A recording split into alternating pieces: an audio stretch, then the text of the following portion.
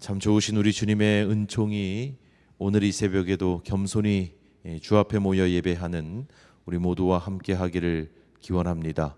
새로운 한 주가 시작되었습니다. 이 한 주간도 늘 주님의 동행하심 가운데 강건한 은혜를 누리시는 이 한 주가 되기를 주님의 이름으로 축복합니다. 조금 전에 우리가 함께 읽은 오늘 본문 말씀 욥기 34장에서는 지난 32장부터 등장한 엘리후라는 젊은이의 두 번째 연설이 계속해서 이어지고 있습니다.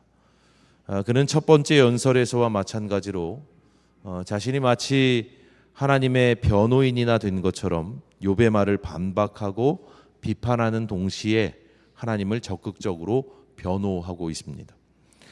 본문의 초반부에 해당하는 5절부터 9절까지의 말씀에서 엘리후는 이렇게 말하죠. 다시 한번 읽어드립니다. 욥이 말하기를 내가 의로우나 하나님이 내 의를 부인하셨고 내가 정당함에도 거짓말쟁이라 하였고 나는 허물이 없으나 화살로 상처를 입었노라 하니 어떤 사람이 욥과 같으랴. 욥이 비방하기를 물 마시듯 하며 악한 일을 하는 자들과 한패가 되어 악인과 함께 다니면서 이르기를 사람이 하나님을 기뻐하나 무익하다 하는구나. 자, 여러분, 엘리후의 이 말은 참입니까 거짓입니까? 그의 말은 일견 참인 것처럼 보입니다. 왜냐하면 욥은 앞서 자신의 의를 주장하며 하나님으로부터 자신의 의를 부정당했다고 토로한 바가 있고 또 허물 없는 자신에게 하나님이 화살을 쏘셨다고도 말한 바가 있기 때문입니다. 그런 면에서 본다면 5절에서 6절로 이어지는 이 엘리후의 비판은 일견 타당한 것처럼 보이죠. 옳은 것처럼 보입니다. 하지만 이어지는 말 속에서 엘리후는 욥이 그렇게 말했던 의도를 완전히 왜곡하고 있습니다. 그는 욥이 앞서 했던 그러한 말들로 하나님 비방하기를 물 마시듯 하며 악한 자들과 한패가 되어 하나님을 기뻐하는 것이 무익하다 이렇게 말하고 다닌다고 단정하죠.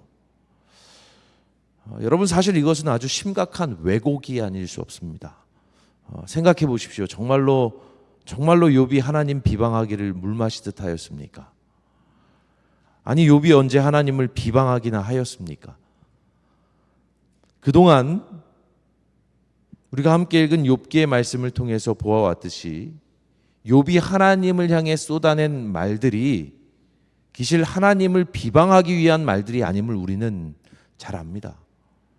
이해할 수 없는 인생의 부조리 앞에서 몸서리치면서 하나님께 항변했던 욥의 말들은 하나님을 비방하는 것이 아니라 눌함이었습니다.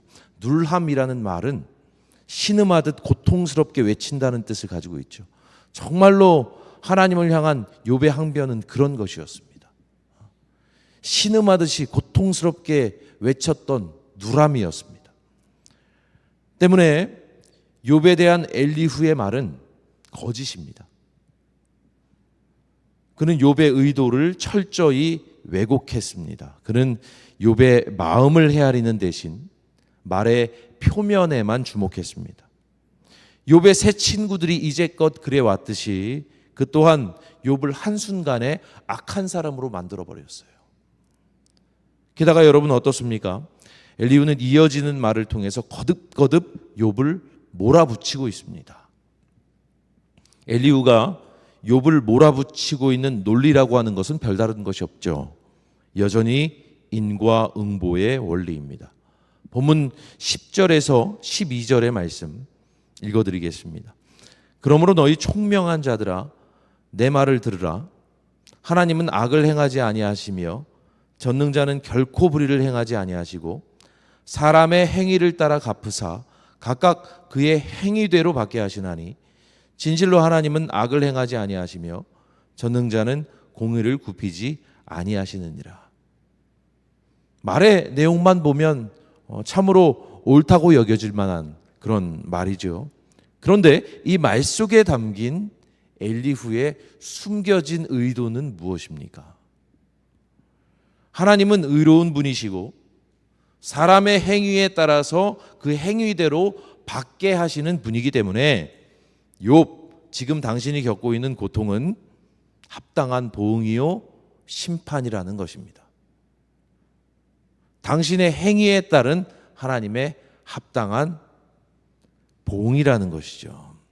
그래서 엘리후는 26절에서도 오늘 이렇게 말하는 거예요. 세 번역으로 읽어드립니다. 하나님은 사람들이 보는 곳에서 악인들을 처벌하십니다. 그러니까 지금 욥이 처한 고통, 곧 그의 참담한 모습은 사람들이 보는 곳에서 악인들을 처벌하시는 하나님의 의로운 심판이라고 하는 것이죠.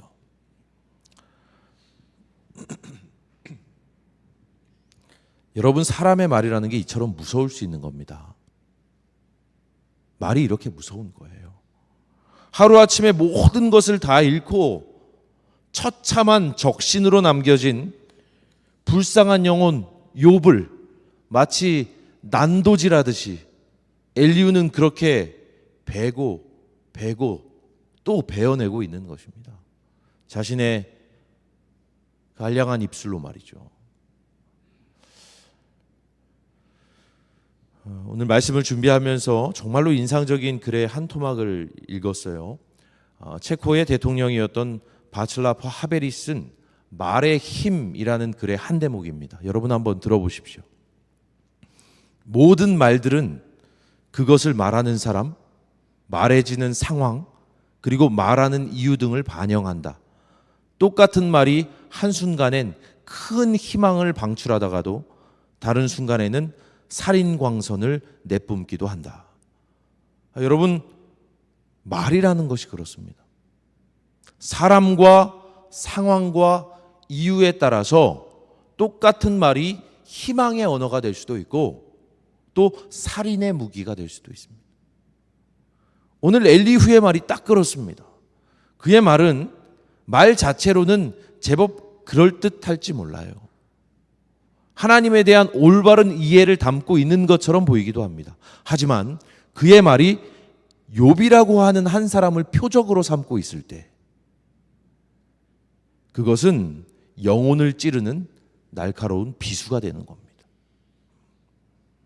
그래서 여러분, 오늘 이 새벽에 우리가 한번 자기 스스로를 두고 좀 생각해 봤으면 좋겠습니다. 나의 말은 어떠한가? 중요한 것은 바른 말이 아닙니다.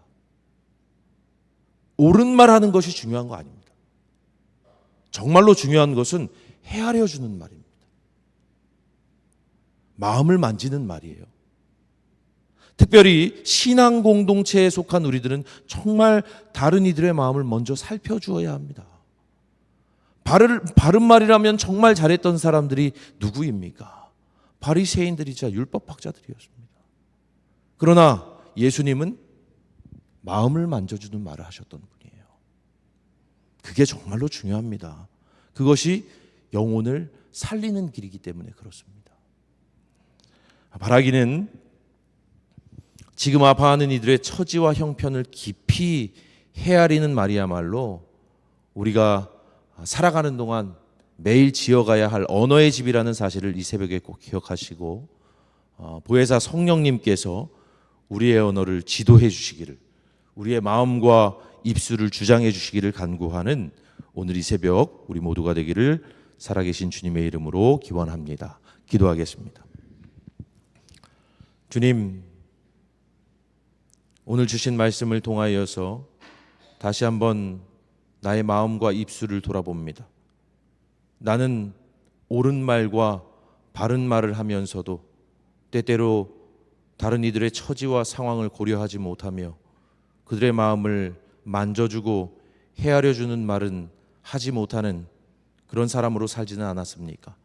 이 새벽에 스스로를 한번 말씀 앞에서 비추어 볼 수 있도록 주님 인도하여 주시옵고, 살아가는 동안 예수님의 그 마음을 닮아 온유하며 긍휼하며 다른 이들을 사랑으로 덮어주는 그런 따뜻한 말을 전하는 하나님의 복된 사람들이 될 수 있도록 인도하여 주시옵소서.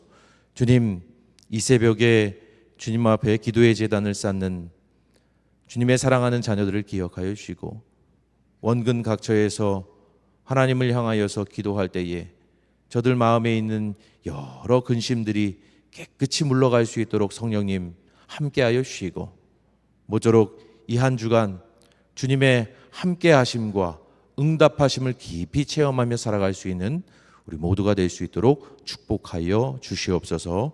감사드리며 예수님의 이름으로 기도드리옵나이다. 아멘. 하늘에 계신 우리 아버지여, 이름이 거룩히 여김을 받으시오며 나라가 임하시오며 뜻이 하늘에서 이루어진 것 같이 땅에서도 이루어지이다. 오늘 우리에게 일용할 양식을 주시옵고, 우리가 우리에게 죄 지은 자를 사하여 준 것 같이 우리 죄를 사하여 주시옵고, 우리를 시험에 들게 하지 마시옵고 다만 악에서 구하시옵소서. 나라와 권세와 영광이 아버지께 영원히 있사옵나이다. 아멘.